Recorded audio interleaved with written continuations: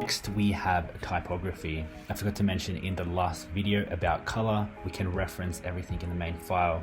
It has the hex codes, the color modes, and a little bit of educational tips. So if you ever need referencing, jump back to this file.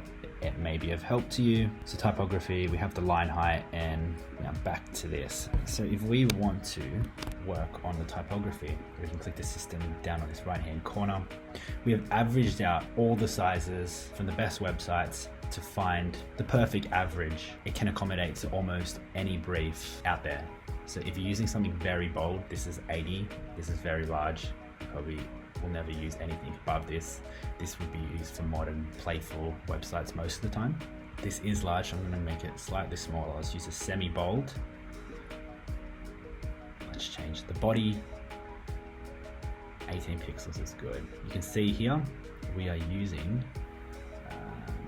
18 pixels and a line height of 28. It's too tight or it's too big. It just won't look aesthetically pleasing. Now we have this, we have the types of body, small, medium, large, and then we have headings, extra small, small, medium, large, depending on the use case and the client brief. So if someone did want something more elegant, I would recommend using a small header or maybe a medium header, because smaller and tighter is normally classified or assumed as elegant.